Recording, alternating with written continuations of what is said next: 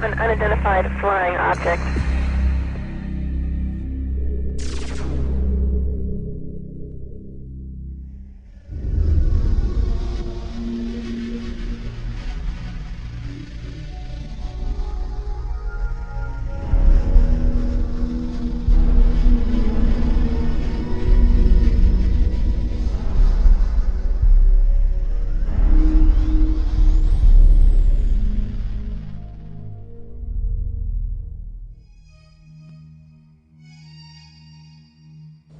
Good evening, my fellow Americans. The sighting over Washington yesterday has alarmed many of you. However, please, do not... We close? Yeah, we're close. 2001 was a real space odyssey for me. Instead of flying on a spaceship to the moon, Jupiter, or beyond the solar system, I met Dan Aykroyd for the first time to talk about UFOs. That's when I knew I had to sit him down in front of a camera and just let him talk about the truth. Because if I didn't, no one would believe we had this amazing conversation. And one time I had this long conversation with Dan Aykroyd about UFOs, and I thought it was like Einstein was hiding inside of a comic genius, just so that if he told us the real truth, you wouldn't have to believe it. If Einstein had told us UFOs were real, would we have believed him? He never spoke about it. But Dan Aykroyd speaks about UFOs as if he were a full professor on the subject. So Dan, how did you get started in UFOs? What sparked your interest? What was the first thing that you can remember that happened to you that made you, ponder the question? Well, I was born in July 1952, and I guess about maybe when I was 8 years old, I found a magazine, a Life magazine, with a picture of the UFOs from that sighting on the cover, with a big inquiry. What are these UFOs? And so that kind of started it as a kid, and I asked my parents about it, and they actually couldn't tell me what they were because they didn't know. They knew there was some mystery there. Then I saw The Day the Earth Stood Still as a kid, and that was a film that directly related to maybe some of the motives for visitations from other planets. And it certainly seems accurate today if you look at the way mankind in the last 100 years has basically started to turn this planet into a cinder. 3-4 holes in the ozone layer because of industrial production around the world, nuclear testing, wars.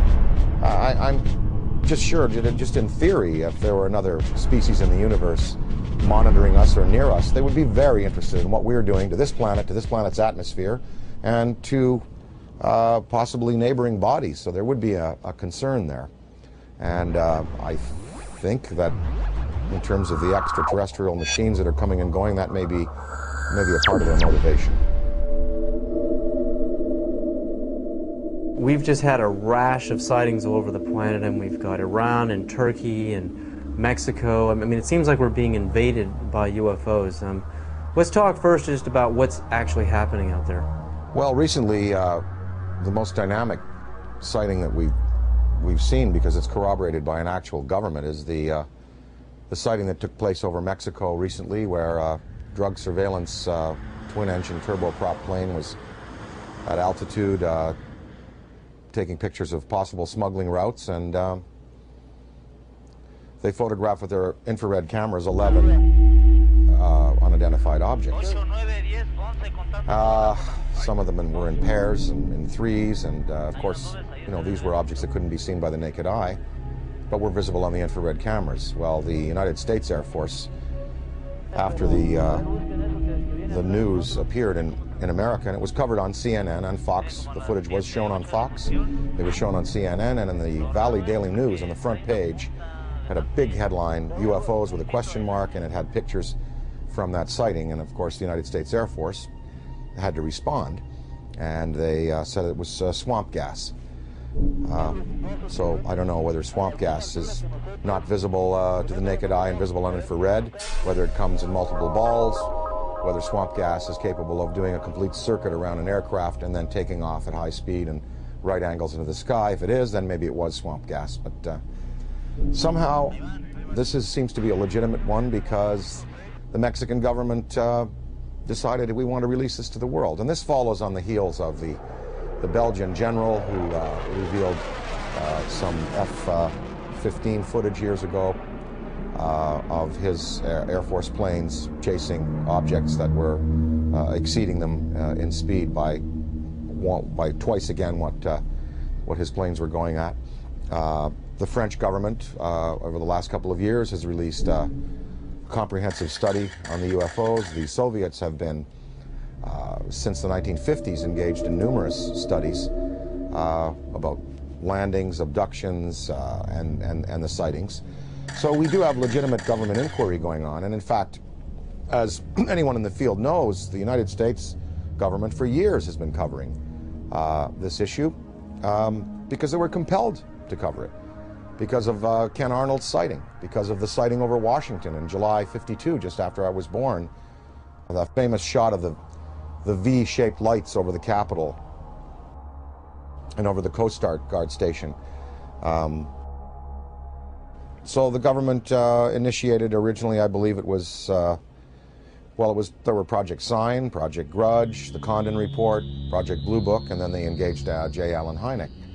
So, the French, Belgian, Mexican, Iranian, and Turkish governments are not the only ones who address this issue. Our good old USA government has, in fact, seen the necessity to put people's fears or concerns at rest.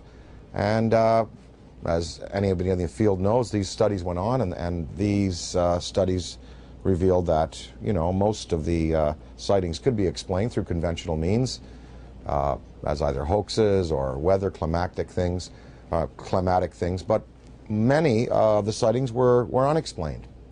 And so therein is where lies the mystery in all of this.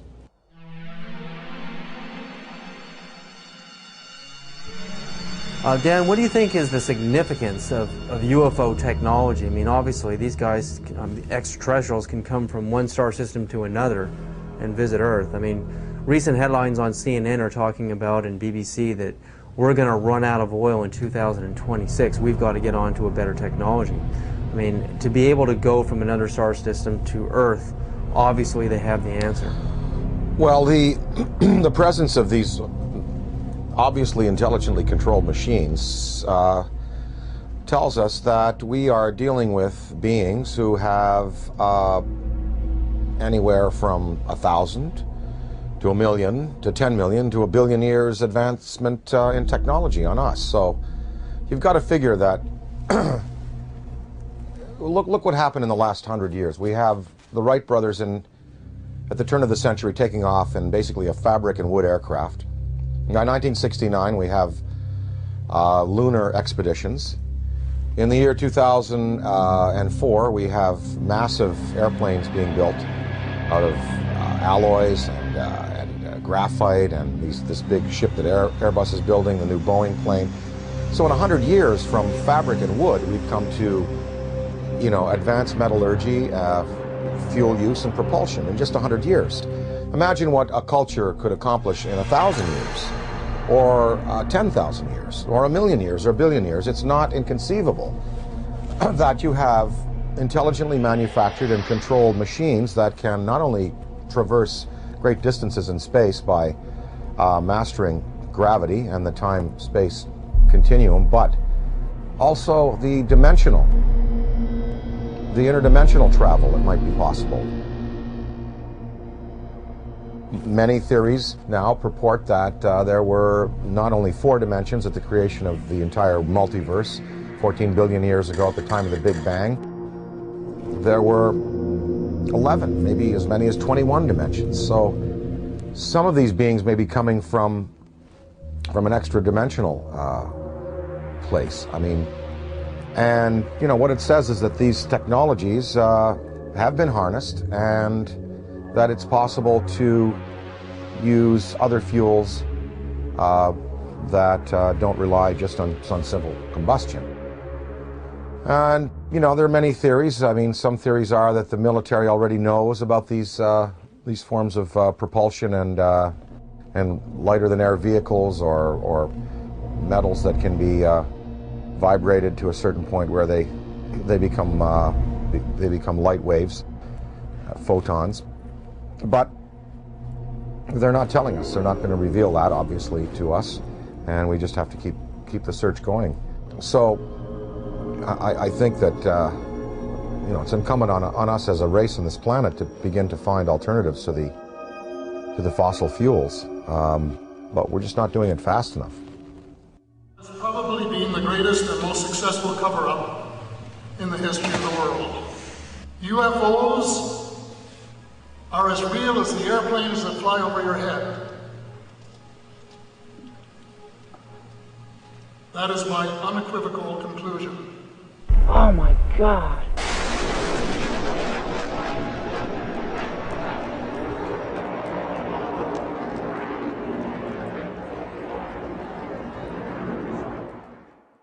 The Avro Arrow story, Dan, I mean, you appeared in a movie about the Avro Arrow story.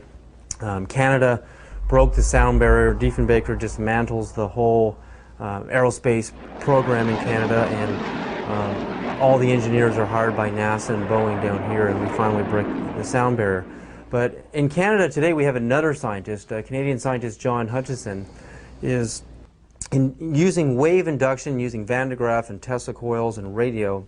On a 75-pound cannonball, we can see this huge cannonball levitating in the air. I mean, Boeing, NASA, Lockheed, all of these defense contractors are going up into his lab in Canada and trying to understand how this thing works, because the next person or the next country that figures out true anti-gravity propulsion systems is going to be king of aerospace on this planet.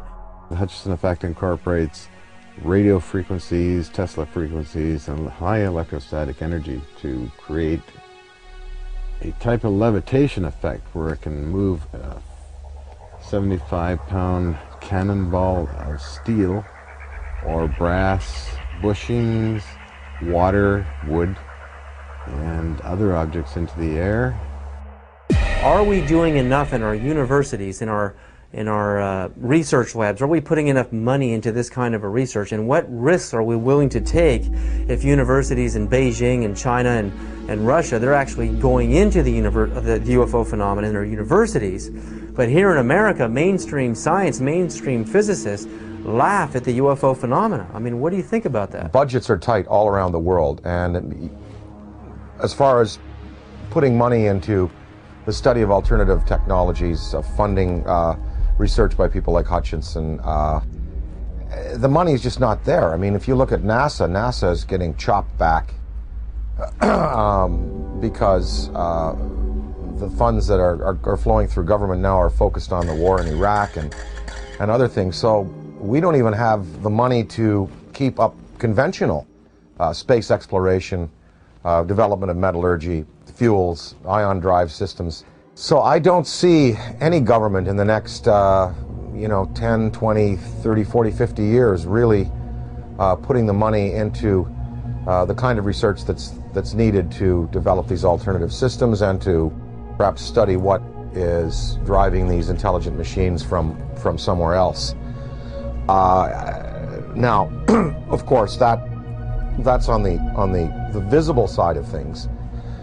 We're hearing a lot about these special access programs where congressional money is approved by a very narrow slice of the membership in the legislature and given to the military to do basically carte blanche what they want with. So there could be a black military program that is producing what people are referring to now as the big black deltas, which are these huge black triangles that are being seen all around the world, the big black rectangles, which are also being seen all around the world. So maybe they look a little like this, the F-117, they look a little like the B-2 bomber. Maybe these are special access programs that have been applied to alternative technology and energy and are really practically at work today. But I don't see them revealing, the sources of these programs, nor their applications right now. Okay, I worked in the U.S. space program for 36 years. I was a contractor employee, first working for McDonnell Douglas and then ending up working for Boeing after McDonnell Douglas was purchased by Boeing. I started at the end of the Mercury program and then worked the whole Gemini program. And during Gemini, I was responsible for the design of the equipment for the life support system. And so I had a distinct interest in keeping astronauts alive and having successful equipment. During the program, when we were flying the Gemini spacecraft, my interest in UFOs became very real. It became real because, first of all, Gemini 2, which was unmanned, it was rumored and talked about among our researchers that 2 UFOs had followed Gemini 2. And then Gemini 2 was, of course, recovered later. And I didn't think too much about that except, yeah, that's kind of funny. Very interesting stuff. And then when Gemini 4 flew, and its 4-day mission, 66 orbits, with James McDivitt and Ed White, about halfway through the mission, McDivitt said he has something up here with him.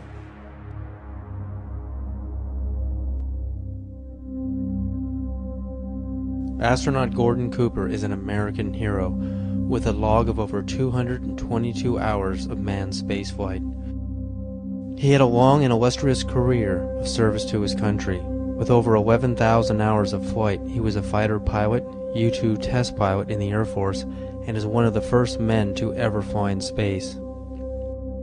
He orbited the Earth 22 times in Phase 7, the last of the Mercury missions, on May 15th and 16th of 1963.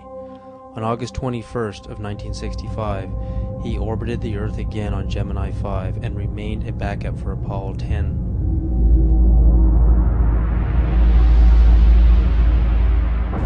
Well, I've had some occasions to know some of the people who were involved in Roswell at one stage or the other.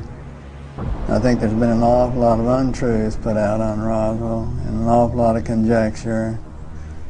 I think there have been some truths in it. I think definitely there was something other than a weather balloon there.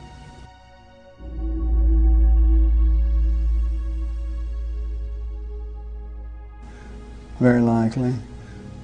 I'd like to think they reversed engineered it and did something with it, you know, did some benefit with it, which would be the logical thing to do, but I have no way of knowing whether they did or not. Within hours of the crash at Roswell, U.S. General Nathan Twining designated the visitors as enemy aliens. It appears from his book that Colonel Corso agreed with that assessment, and that it has remained as official U.S. policy ever since. At that time, however, it was an enemy, quote unquote, about which the U.S. could do nothing, because the visitors were so technologically superior. That led to the recommendation that the discovery be treated with the utmost secrecy, to the point that the crash at Roswell didn't happen and that UFOs don't exist. The rationale was that the ordinary public couldn't cope with the news and might easily panic. Area 51, Dan, I mean, we hear stories from Bob Lazar, we hear stories about alternative space program theories, you know, we're building UFOs and reverse engineering UFO technology since the saucers crashed at Roswell and the plains of St. Augustine, and we have reverse engineered that technology today. That's the theory, and NASA is just a smokescreen program. If we really have true anti-gravity technology today, why aren't we using it in our military? Why isn't it evident in the war in Iraq? Why don't we use it to demonstrate superiority on the planet? And if not, if all of this is just conspiracy theory and we really don't have this technology, again, are we willing to take the risk of losing air superiority on this planet by letting the Russians or the Chinese or some other country, even the Middle East, actually engineer this kind of UFO technology and conquer the world? Are we willing to take that chance? Well, I think, again, as far as military applications, maybe they are being used already. Maybe we don't know. Maybe they're being used in a surveillance capacity. As far as weapons that could be associated with such vehicles, one would have to think that if the propulsion system is as sophisticated as it would need to be to have these vehicles just hover, stop, noiselessly take off at right angles, do 3 to 5 to 6 to 20,000 miles an hour, one would think that the military application would then take the form of, rather than rockets and projectiles, that probably a particle beam would be used, some kind of a laser, some kind of a disabling beam to disable equipment, to cause disorientation among men and troops. And of course, we have seen no evidence of this. I'm not sure that the U.S. military would want to play that card right now, because after all, the war in Iraq really is a conventional war. We have air superiority there already. There is no Iraqi Air Force. There was no Iraqi Air Force. We, in the United States, we have air superiority basically over the rest of the world. I'm sure there's some pretty hotshot MiG pilots in China and Russia. But I think if you put our Air Force up against any Air Force on this planet, we would prevail without the use of advanced technology of the type we're speaking of. So I think that the U.S., if they have these things, they would probably save them for a more drastic confrontation, perhaps a confrontation with beings that have the potential to be superior over us in terms of the applications of aviation today. So maybe these triangles, the big black deltas, the rectangles, are the next wave of the U.S. military's defense against what some might perceive as an extraterrestrial or extra-dimensional threat. Maybe these weapons or these flight systems now are being prepared to confront a race of superior beings that could have designs on the planet that are malevolent. I think it was Lord Hill Norton, or one of the British Air Force Defense Ministry staff who was assigned to study UFOs in the 50s. After he retired, he said that in his estimation there were 23 different species of being visiting the planet in numerous types of vessels. We know from the NASA UFO studies that you've done, and I think that theory, there's nothing wrong with that theory that I can see that doesn't point to what you postulate, and that is that there are benevolent beings that are trying to heal the planet. Hence the size of these ships that we're seeing in the STS cameras, and the fact that the ozone has holes in it, the fact that water could be a healing element there. What are these lifesaver-shaped little Dropostone-shaped ships conveying to our planet? Well, we see them coming into the atmosphere, and on the STS tapes and other forms of exposure, they're not releasing personnel, they're not releasing projectiles, and no harm has come to the planet, through their intervention. So one can assume perhaps that maybe there are benevolent beings out there and malevolent beings out there, and maybe the United States government is preparing weapon systems to deal with the malevolent beings. Ronald Reagan said in a speech, he said, what if there were a species from another planet that was threatening us? We would all find a way to work together. And one can only think about the Star Wars system and the fact that there we had satellite-mounted cannon. Well, they'd be good for shooting down rockets. They also might be good for shooting down other invasive vehicles that are coming into our atmosphere. Ronald Reagan himself spoke about a UFO sighting that he had when he was governor of California in the Beach King Air that they used to use. They were coming from Sacramento. His wife was with him, Sacramento to Los Angeles, and a saucer clocked the plane for a good 45 minutes. And Reagan spoke of it to a lot of people. And I think maybe, you know, part of his motivation in getting the Star Wars weapon system up might have been that to prepare ourselves for the day when other beings might come to this planet with designs of, who knows, taking minerals without authorization, taking people. You know, we're probably just going to have to wait to see. I occasionally think how quickly our differences worldwide would vanish if we were facing an alien threat from outside this world. Colonel Corso makes it clear that the Reagan administration's Strategic Defense Initiative, appropriately dubbed Star Wars, was primarily designed for use against the alien intruders. His contemporary successor, the anti-missile missile defense system, is also being designed with that as one of its principal objectives. It is true that a case can be made for attempting to provide a shield against the Russians and Chinese, although everyone knows that the Russians are not going to embark on a policy which would result in their total destruction. It is equally true that they, too, are aware of the visitors and know that the perceived threat from the visitors has been a major consideration in the planning of the anti-missile system.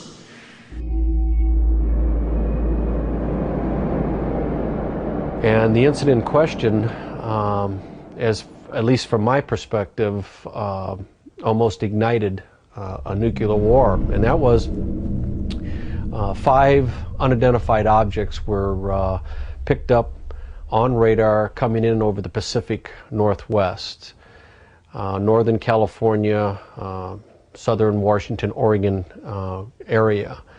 As these objects approached the coast, Strategic Air Command went on a alert. We were in a defense condition, or what is referred to as a DEFCON, Defense Condition 3, which means that the nuclear forces were ready, but they weren't on a ready stated alert. We elevated that to Defense Condition 4. Defense Condition 5 is launch. When we went on our alert, the Russians were also monitoring our nuclear armed forces as we were theirs.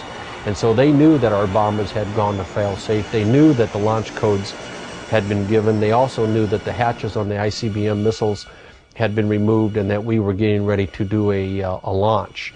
I know that Nixon, President Richard Milhouse Nixon, picked up the phone and called the Kremlin. The White House notified the Kremlin that these objects were not, and I repeat, not a preemptive launch by us, that they too, the Russians, had been tracking these objects as they came in over the Bering Sea.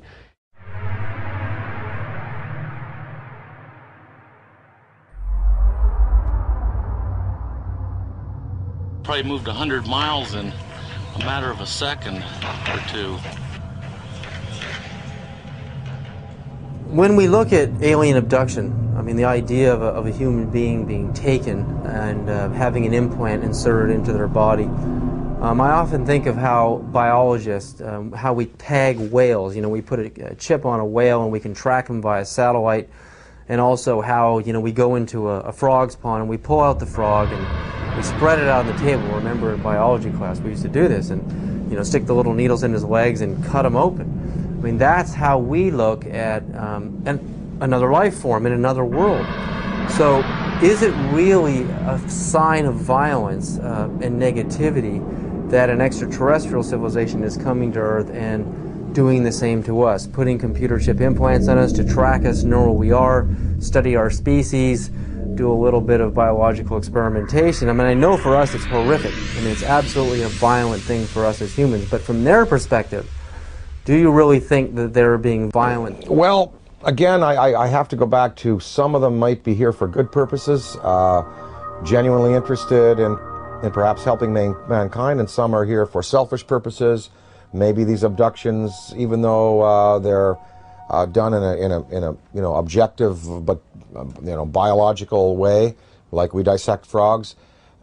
Maybe they're doing it, you know, just for fun and for sport. I mean, I don't know. I think probably that that the fear could be justified in some senses. Anne Druffel has written this book about how to prevent being abducted. And we really think, even if benevolent species coming to this planet and taking a man and a woman and taking ova out of a woman and sperm out of a man, that's tremendously invasive and very traumatic for the human beings. So even if the motives are good, you know, these actions are as violent as anyone we're capable of on the planet. I think that a certain amount of fear is justified. If you look at Day the Earth Stood Still, you know, the first thing that happens is the army is assembled, and you know, guns are shot at these beings and at the ship.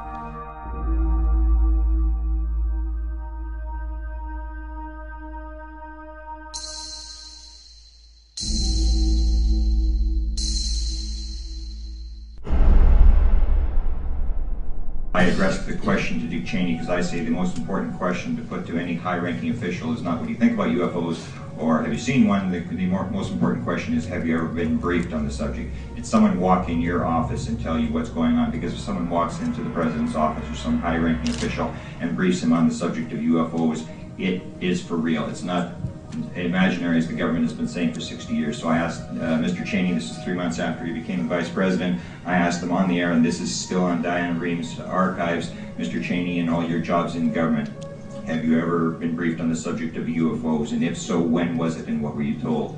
And Mr. Cheney said, if I had been briefed on that subject, it probably would have been classified and I wouldn't be talking about it. January 22nd, 1997, I noticed 3 amber orbs now at a distance far west on the horizon. And I'm thinking, wait a minute, even though they're in a line formation, they were amber, they were in a formation, they were hovering for minutes. And as I'm pointing like this, they reappear in the same spot. And I thought, I have to get a picture of this. And I ran upstairs, I grabbed my 35mm, get out onto the balcony. As I'm ready to shoot the 3 bottom orbs, suddenly 6 amber orbs in a row, totally equidistant from each other, massive span across, pop up. On March 13, 1997, over 10,000 Arizona residents witnessed the single most spectacular UFO sighting in the 20th century. Headlines surged the nation, and Arizona residents demanded answers from military and state officials. A mile-wide UFO was seen from as far north as Flagstaff, Arizona, and then the giant triangular UFO hovered above the great city of Phoenix, Arizona, where Dr. Lynn Kitai shot this amazing videotape.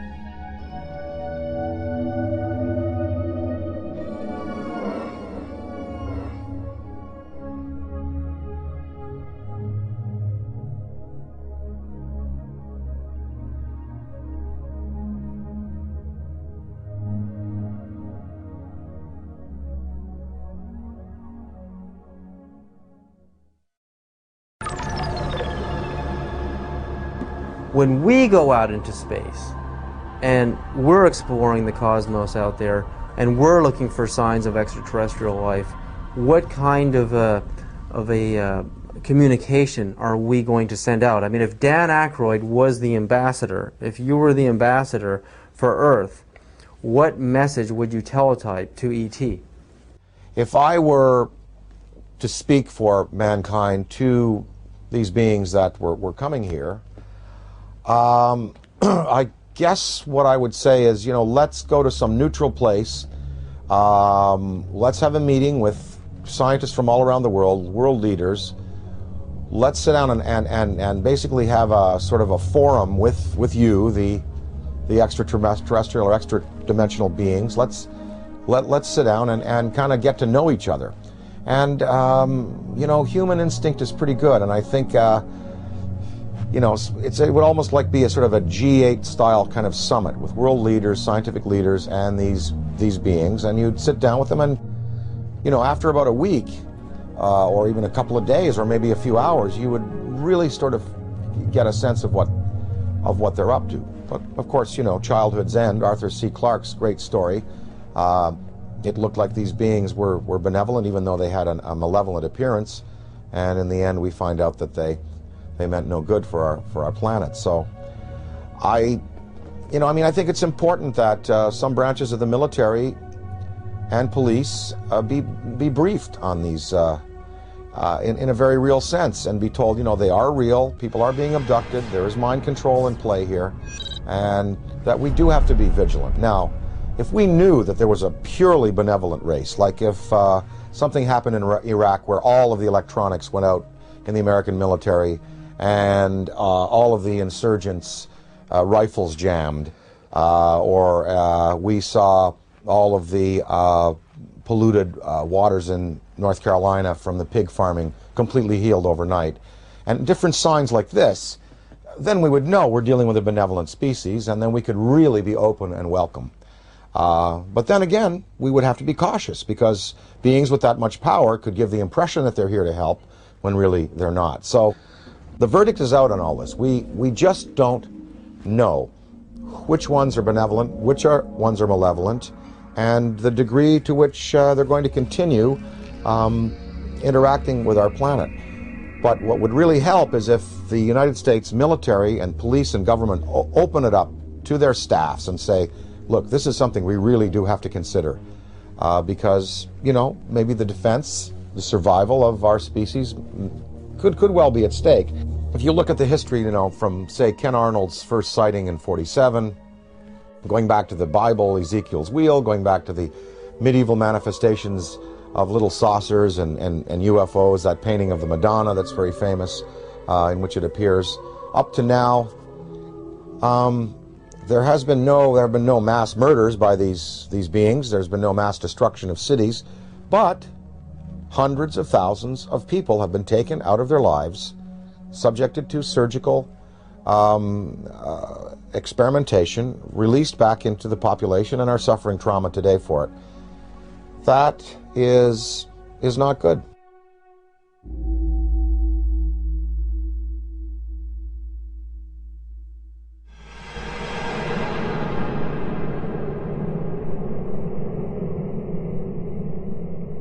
The idea, I mean, like in the movie Close Encounters of the Third Kind, the meeting on the dark side of the moon in Devil's Tower, Wyoming, I mean, it seems like the logical thing to do. I mean, we have a communication, a teletype message, we have a place, a location, and a time, and we isolate it from the public until we know it's safe. I mean, we check each other out. I mean, this seems like the most logical thing to do, you know, even rather than meeting on the White House lawn. I mean, this is the way we would like it to happen.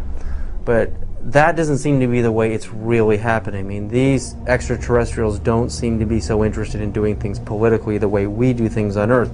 They're picking certain individuals to contact. They are zeroing in on those individuals. But now, I mean, there are so many sightings going on all over the planet. I mean, it's just amazing. I mean, Iran, Turkey, Mexico, Venice, California, Sonora, California, Texas, Death Valley. I mean, the reports are coming in every other day now. It seems like we're heading towards an omega point. I mean, what is about to happen? I mean, is this all just a coincidence that more and more people have video cameras, or do you really think, you know, there's a major unprecedented communication that is about to happen between our extraterrestrial visitors and humanity? Or again, is it the video camera question? More camcorders? There are definitely more video cameras out there, and definitely more sightings, and definitely more credible witnesses.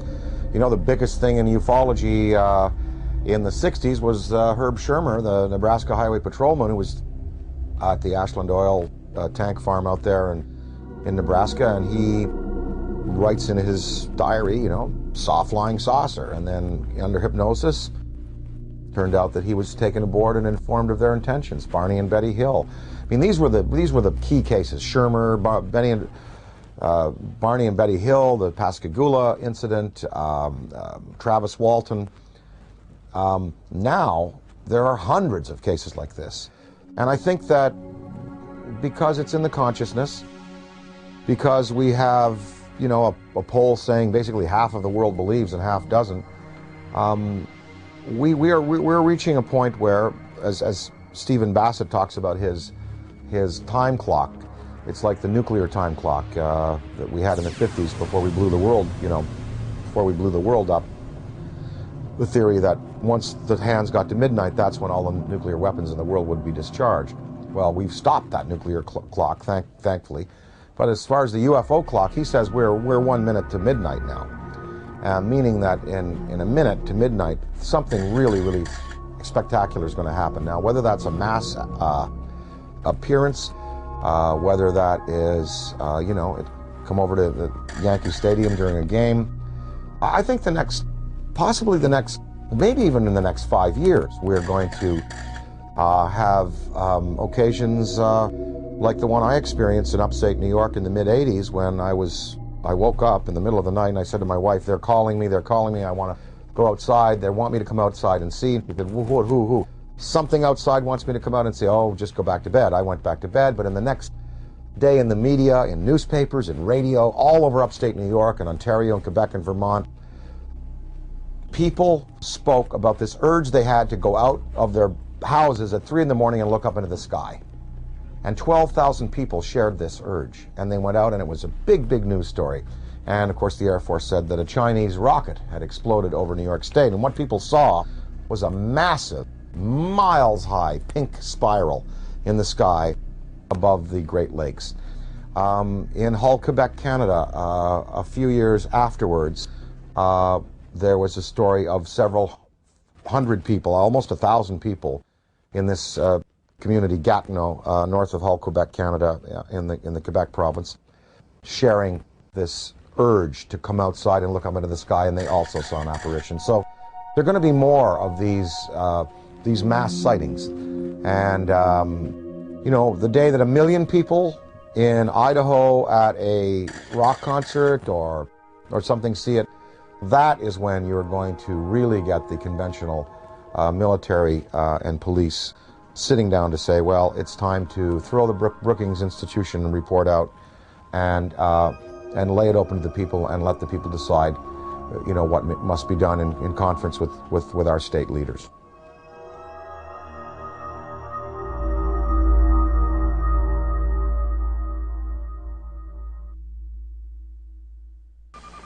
Looks like you got an object right in front of you, Mark. Can you look out there?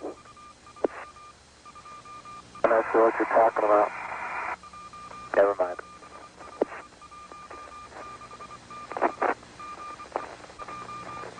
Are we missing something? I don't see anything. Yeah, we think the camera filter came off, Mark. It's about your 10 o'clock, 11 o'clock going away. Don't worry about it.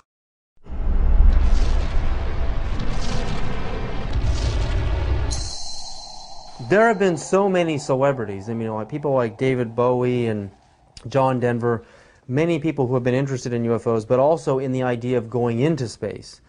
Would you train and go on the space shuttle yourself and conduct investigations into UFOs? And if you did that and you took an oath that stated that if you did discover something out there, that you would not share it with the American public. And if you knew you had captured on videotape actual UFOs from the space shuttle, would you break that oath and share the truth with the American public? Well, you know, first of all, I'm claustrophobic, so I doubt I'll go up into space. But if I were to go up into space, I would have to say, look, you know, what we see up there and what we find, you know, we're just gonna have to throw out that law. There's a law. According to NASA's Space Act, signed on July 29th, 1958, Section 102, Paragraph C, Subparagraph A, we read, information obtained or developed by the administrator in the performance of his functions under this Act shall be available for public inspection, except information authorized or required by federal statute to be withheld and information classified to protect the national security. Would NASA consider contact with an extraterrestrial civilization a threat to national security? And if they did, would they classify it to protect the national security? So I would have to say, no, I couldn't agree to non-disclosure. I really couldn't if I saw something or photographed something. But I can see where other people, you know, wanting to do the best for their country, wanting to serve their country in a legitimate way would say, yes, I will not disclose. And this is based on the Brookings Institution report from the late 50s, which, you know, Congress commissioned, which said that if the existence of UFOs were revealed to the American populace would not be able to handle it. They would defy church authority, police authority, military authority, governmental authority. They wouldn't go to work. They would sort of cast aside the mayors and governors and presidents and go, we want to talk directly to these beings. We feel that these beings should, you know, have their case put to us directly by them themselves. I think the American populace today is ready to handle the concept that what we live in, the 4 dimensions of height, length, width, and time, is not all there is. There are more dimensional realities. There are advanced beings with machines that can skip from dimension to dimension, from galaxy to galaxy, using the Einstein-Rosen bridges, the wormholes. I think the American people, I think half of them know, and I think the other half, with the proper evidence, would be ready to accept it. It's going to take a mass sighting for the U.S. government to finally say, look, we're going to come on side with France, Belgium, Mexico, Turkey, Iran, and we're going to tell the truth, and we're going to reveal what happened to Tom Mantell when he went up in his P-51, what happened in the Great Lakes when I believe it was an F-104, I believe, was scrambled over the Great Lakes in the 60s. What happened to him? You know, I think that that if you have that type of sighting, then there'll be no choice. Interdimensional travel. I mean, not just traveling through our dimension, but going into alternate dimensions, Dan.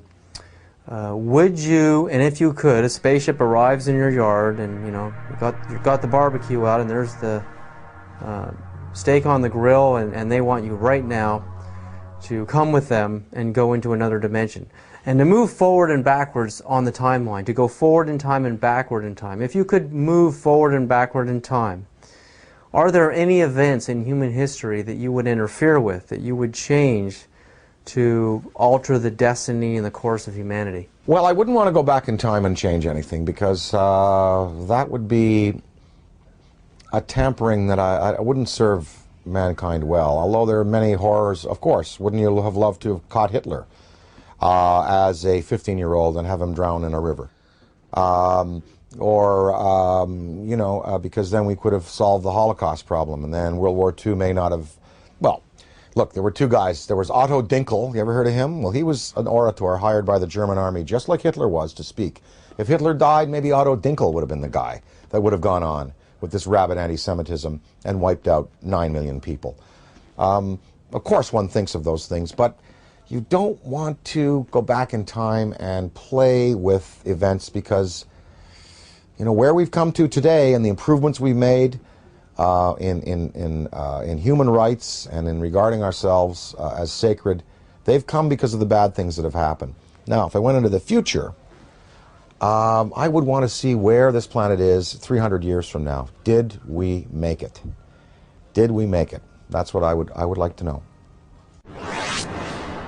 I mean that from my knowledge of the world that I see around me, I think that it is much more likely that the reports of flying saucers are the result of the known irrational characteristics of terrestrial intelligence rather than the unknown rational efforts of extraterrestrial intelligence.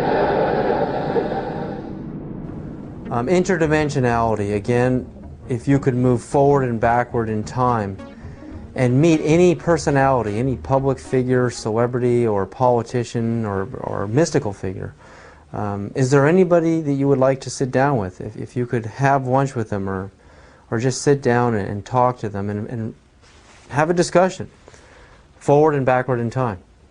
Oh, I'd love to spend an afternoon with Richard Feynman. Would love to sit down with Heisenberg, and of course, you know, Einstein, Niels Bohr, Max Planck.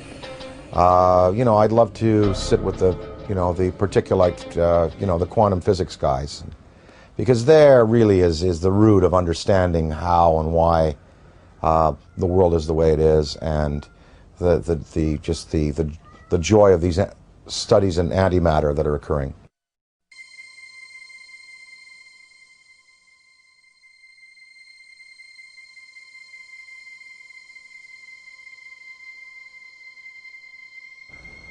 Everyone you picked is a physicist, a scientist, and I often think about how spirituality and science are merging, how they're kind of coming together. I mean, what ancient civilizations thought of a universe was really the Earth and the Sun and a few planets.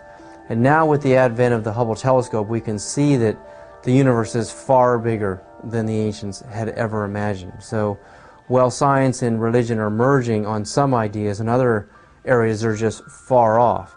But to make matters even more complicated, the idea of parallel dimensions or parallel universes, I mean, it's just getting so vast out there. How do you map a multiverse? I've talked to some guys, they say that fifth dimension, sixth dimension, could be right here by my ear and could be a millimeter wide and a millimeter across. You don't, because you're talking about, dimensions that defy any kind of dimensional understanding. And, there was I forget his name, he died recently, in the last 2 years, but he proposed that there are parallel realities just because of the way we go through time. Like, here we are in this interview right now. Well, what I said and what you said and what we all did 2 minutes ago still exists somewhere. Because we just did it. It's there. It's like a wake we've left. And if you had a time vehicle, you could go back to 2 minutes before and stop and see what we're doing 2 minutes before. You go back to your high school days. You go back to your days as an infant. And those realities are still existing alongside what we're progressing through. It's all a beautiful, beautiful mystery. I am here because I am a writer, a performer. I find it entertaining. I'm not a scientist. And I'm not a theosopher or philosopher. And I am just here because it is enormously, enormously entertaining. And mysteries like this are challenging. And it's really, really fun to contemplate that, there may be beings out there who are concerned about our planet and who may give us the opportunity to advance ourselves. It's really fun to contemplate.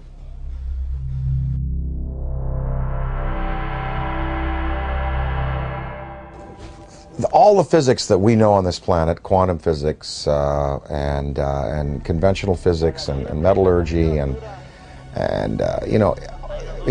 all of it, it can really encompass a theory of how these ships move. I mean, you've done it yourself, David, proposing, that if you can convert, a mass to a state of, of photonic energy, then there is no mass anymore, and you're looking at pure light. You're looking at anti-gravity. You're looking at something that can be, harnessed in waves. Well, what is the fuel? Well, people, Bob Lazar talked about, this element 115 that was put into these generators to boil mercury and to be used as gravity tractors. Maybe that's it. I don't know. I mean, they must be using a fuel that's unavailable to us. Does it give off radioactive waste? What is the cost to them? For instance, the Venice UFO that you recently showed me, and I covet that tape. That's amazing. Because you see the metallic quality of the object, you see the force field around it, you see it spinning. It was May 2nd, 2004, approximately 11:30 a.m. And I was walking from my apartment with my girlfriend down this alley right here. And we were just sort of walking this way, and I looked up over at those phone lines, and we saw something that we really couldn't make sense of. It was a very shiny, metallic disc. So we turned the corner here, and this is basically where we're just looking at it. And we're pretty much like, okay, that's not a balloon or anything we're familiar with. So we sort of kept walking to the corner and just stared at it for a while until it hit me, you know, that this was really something. There was a man also looking at it, sort of a bystander, and he said, wow, do you guys see that? And that's when I realized all three of us were looking at something extraordinary. Well, what is the environmental cost of running these machines? Are they clean or are they not? Is there some, wherever, you know, they came from, is there some place they have to go back to after their journeys are finished to dump whatever they've used up in terms of fuel, like we would a bad fuel rod in a reactor? That is a question I'd like to know. I'd like to ask is, you know, are you a clean burning vessel, or is there some cost that you pay like we paid for atomic energy? When we consider that it may be possible to take mass and reduce it down to zero, make it as light as a photon, we can start to approach this whole light speed phenomena from a whole new direction. I mean, we're going to be able to do this. This is the only logical answer. There are no fissile nuclear materials in the universe as we know it to produce the kind of energies in a steady stream that you need to get mass up to that speed. There are no fissile nuclear fuels that can produce 1 trillion electron volts all day long. And wormholes are even more exotic. The idea of, you know, bending and folding two spaces of space-time together and creating a shortcut wormhole to vector in between those 2 points, according to Kip Thorne, who wrote Black Holes and Time Warps, that the energy required for a wormhole is 100 million suns, the negative energy they put out for an entire year. There are 100 million suns in our galaxy alone. That means all of the negative solar energy coming from our suns in this whole galaxy, the total energy for a whole year is required to create a wormhole. Where has any extraterrestrial civilization or our civilization going to get access to levels of energy that high? It's never going to happen. That's why I've reversed the table here. I said, you know, you have to ultimately get frustrated with the idea of increasing energy en masse. You have to just, it's like banging your head against the wall and trying to cram it through the wall.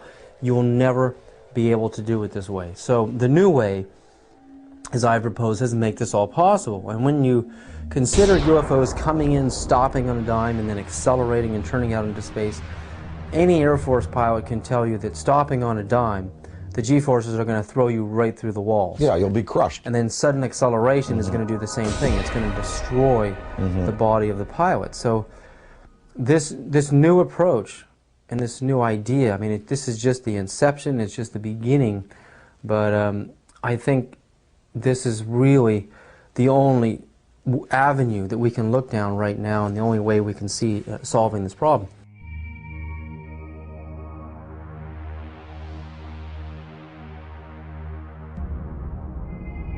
While Gordon Cooper was an Air Force pilot stationed in Munich, Germany in 1951 in the 86th Fighter Bomber Group, where he flew F-84s and F-86s, Cooper testifies to having chased disc-shaped UFOs that outmaneuvered the most advanced fighter jets of our time.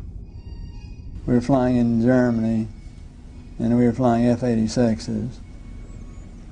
And they would come over and do the same maneuvers that we make, except every once in a while one of them would go zip.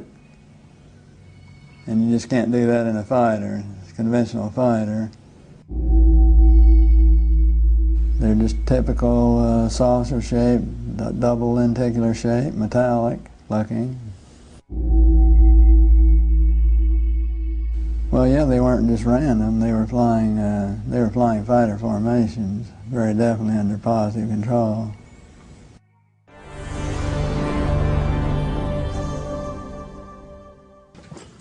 I'm here to announce that the second annual Exopolitics Expo, X-Conference 2005, was concluded on Sunday, April 24th. This event was produced by Paradigm Research Group. 26 speakers and panelists presented to 450 attendees over 3 days. It was a unique event which focuses on the political, governmental, and social implications of extraterrestrial-related phenomena. It is produced by PRG as part of the emerging activist movement seeking to end a government-imposed truth embargo regarding extraterrestrial-related phenomena.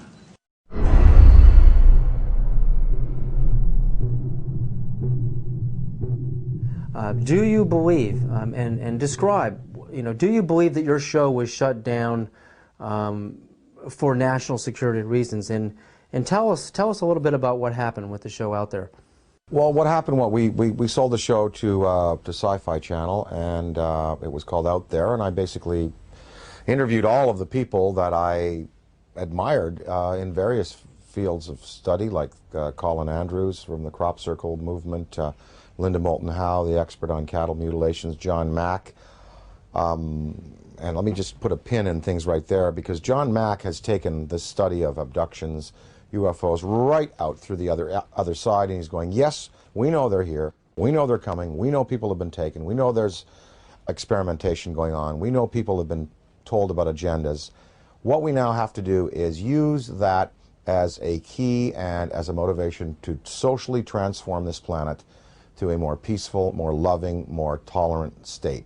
So his movement, the movement for social change, has just accepts as a fact abductions, UFOs, interplanetary intervention, and what he's doing is taking it out through the positive side of it and saying, now we must use it to socially transform, and I think his message is great. But I talked to him, I talked to the Allagash guys who were taken in the canoe in that trip in Pennsylvania.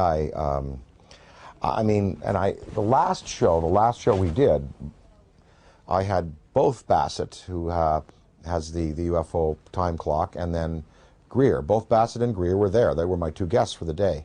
Well, the show was canceled that afternoon.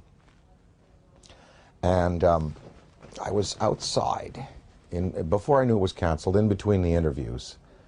And I was outside, and Britney Spears called me because she wanted me to appear on Saturday Night Live with her. And so I was outside having a cigarette, the phone rang.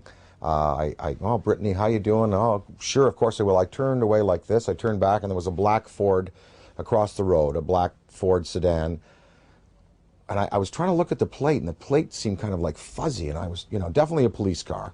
And two guys were there, and a big, tall guy got out of the back seat. And he stood in the street on 42nd Street it was. We were at 42nd Street and 8th Avenue. And he looked right at me. And literally, I was on the phone. Hey, oh, sure, of course I'd love the show. Saw the Ford, went back like this, turned back like a half second later, and it was gone. And that car did not go past me. It did not make a U-turn, because I would have seen 42nd Street. I would have seen that thing take a U-turn and go away. That car vanished. That car was a cloaked vehicle of some type. And whether this was like a warning to me, because the guy got out of the back seat, gave me a real dirty look. That car vanished. I know what I saw. And, it was just this fast. It was, oh, hi, Brittany, sure. Oh, of course, I'd love to. Guy gives me a dirty look. Oh, well, sure. Car gone. That's what happened. And then 2 hours later, we were told we were not to continue taping, and the show was canceled, and none of them would air. I don't know. I don't know.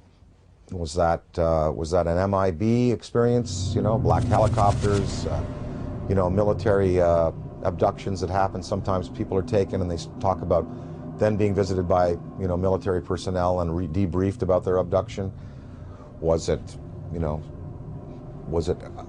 technology associated with some of these beings that are visiting that wanted to warn me off, or that wanted to give me verification that I was on the right track? I don't know. But I do know I did turn back a second later, and it takes so long for an automobile accelerating from 0 to 40 miles an hour to reach the corner of 8th Avenue and 42nd Street going past me, and then pulling a U-turn and going out towards Times Square. I would have seen that car. And I looked around. I was looking for that then. It was gone. So, I don't know. The tapes exist. I have them. We're going to try to repackage them. We might put them out on DVD.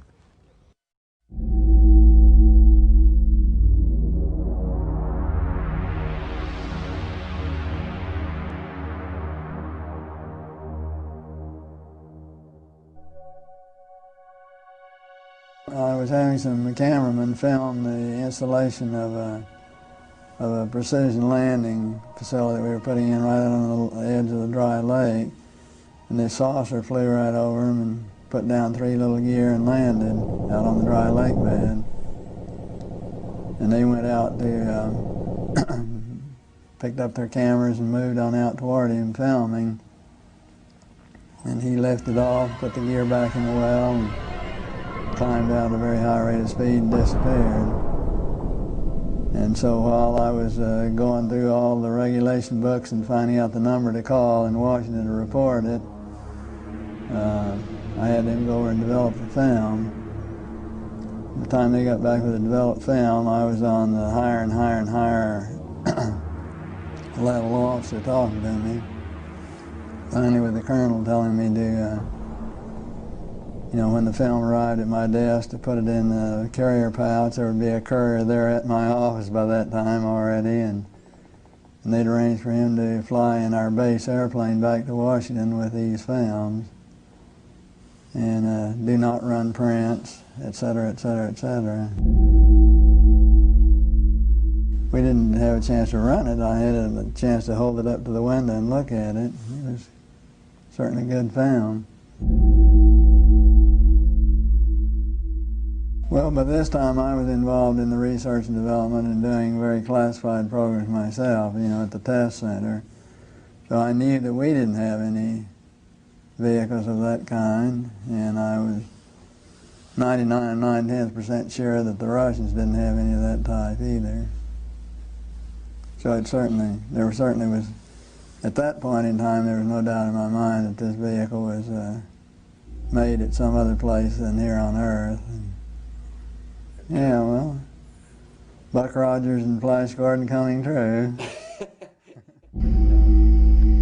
Dude, I got it, man. Probably moved 100 miles in a matter of a second or two.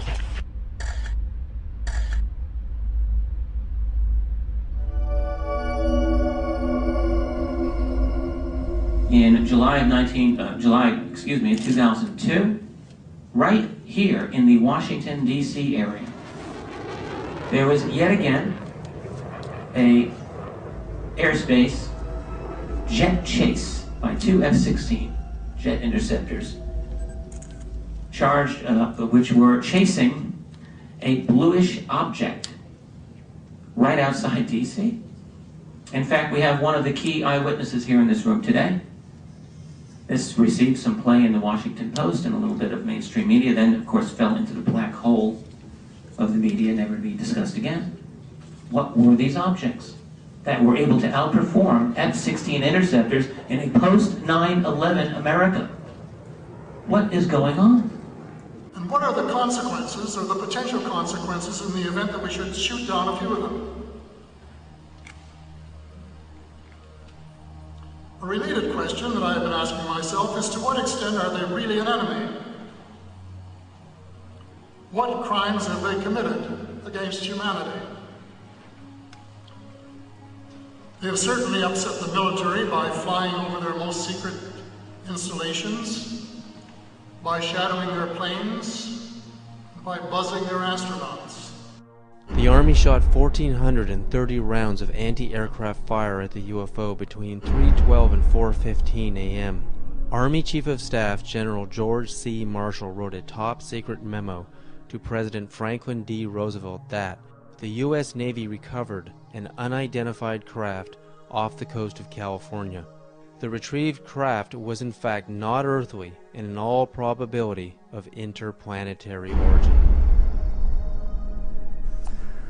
I mean, to me, what this is all about is not just, looking up in the sky and saying, wow, there's another UFO, yet another sighting. I mean, it's about exploring the phenomena. We have to get past denial. I mean, everyone is stuck at denial. I mean, mainstream science says the phenomena is not happening, and they don't take it seriously, and they try to sweep with them half the world. But over 50% of the American population, according to polls, believe in the UFO phenomena, and the government just buries it. Well, there's some media that are guilty of trying to suppress, and there are some media that are just throwing the story out there. Now, this Mexican sighting, we had coverage on Fox, we had coverage on CNN, And in the Daily News in the Valley here, we had a front page article, you know, with the pictures and UFO, big question mark. And I mean, they were treating it, I think increasingly now, the media has to take into account that this is a reality. And I think, again, to go along the theory and the feeling that John Mack has, we you know, let's get past the debate whether they're here or not. Let's start to analyze who they are, how many of them are there, what kind of systems they're using, what their intentions are to us here on their planet, and can we utilize this knowledge to better ourselves as a species.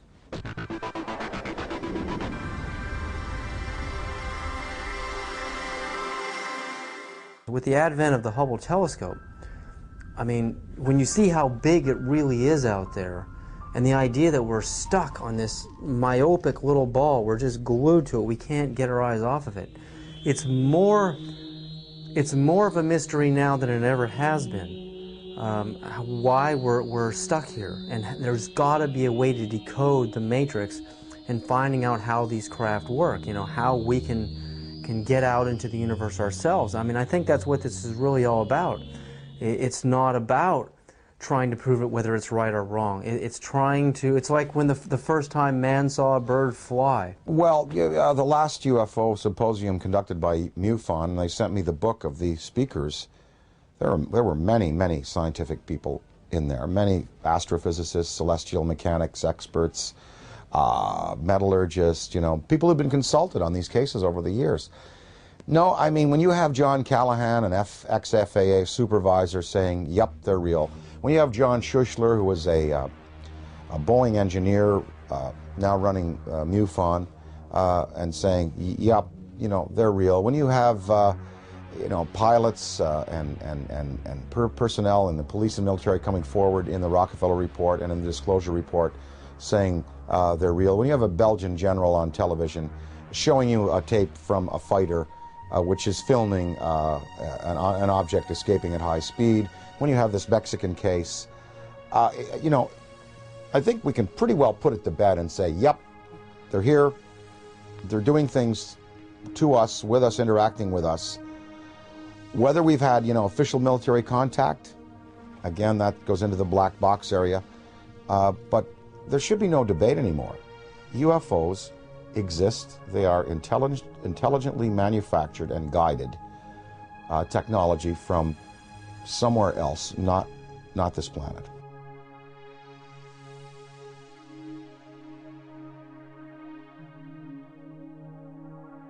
While human beings can only see from red to violet wavelengths of light, the infrared and ultraviolet spectrums are invisible to humans. I quickly learned that NASA uses special video cameras that are capable of seeing into these invisible spectra. The tether has broken. It is going away from us. Get it on the TV, Claude. Please get it on the TV. After the 12-mile-long tether snaps, several days later on an orbital pass, the cameras find something that should not be there. In the NASA STS-75 tether incident of March 1996, we find NASA using ultraviolet light-sensitive video cameras. This is where some of the largest UFOs ever caught on videotape have been captured. Huge dish-shaped luminous UFOs swarm the tether. We know the tether is 77 to 100 miles away from the cameras on the shuttle. The UFOs pass behind the 12-mile-long tether, so we can therefore use the 12-mile length of the tether to measure their minimum diameters. Some measure between 1 and 3 miles wide, making them literally motherships. In Project Blue Book files, UFOs with these same features have been reported several times as shiny metallic discs with dark centers. Specifically, in the invisible infrared, Trevor James Constable, a retired World War II radar operator from New Zealand, has photographed many UFOs with the same features, translucent discs of light with dark centers.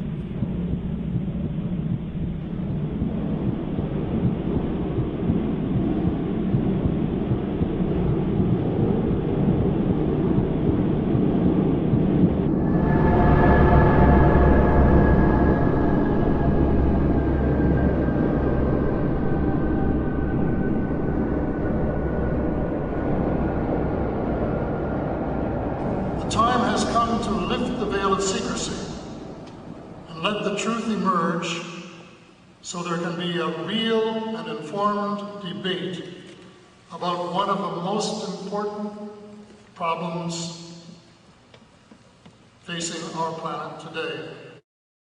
So how do people respond to Dan Aykroyd when he talks to them on a personal level about UFOs? You know what? It's interesting. When I talk to people, well, first of all, people ask me about it. They come to me and they say, oh, well, you know, we saw an interview, we heard an interview, they heard the thing on Art Bell that we did. They come to me and ask me about it. So it's not like I have to go out there and crusade and say, hey, did you hear about the latest Mexican case? They've seen CNN, they've seen Fox, they've seen the Daily News. They come to me and ask me about it, and I basically lay out, you know, my thoughts on it. I'd say half the people that I speak to about this have either seen themselves, heard about it from a credible witness, or are willing to accept. The other half, totally not. Harold Ramis, my good friend and collaborator, does not believe, will not accept until, you know, hard proof is presented to him in the form of, you know, something tangible. And what I've been able to do is just open people's minds a little bit and let them think about it. And of course, the greatest proof are the kinds of tapes that now exist, the kind of videos that exist. Usually, when I show some tape of some different things that have been exposed to me, well, it's pretty convincing. And then at that point, people have to go away and accept that, you know, that these things are a part of our reality. Well, what I'd like to, you know, what we'd all like to affect is some positive change in the world and try to help the tipping point where good tips to overflow evil in the world. I mean, you know, we know there's good and bad out there, yin yang, black, white, you know, there are you know, there's tremendous divisiveness in the planet, and, you know, perhaps this study and this understanding of things that are greater than we have accomplished technologically will lead us to a spiritual awakening, one that helps us respect other beings out there in the universe and other dimensions, and also in our own 4 dimensions and here in the physical world that we live in. The sacredness of human life, the willingness to get along a little better, to relinquish materialism and territoriality in favor of a more comprehensive worldview, in which we unite and we all feel the energy within us as part of a universal light. Gotta thank you, Dan, so much for this interview. I'm very grateful. I really believe you're one of the greatest minds in our world at this time. Thank you so much.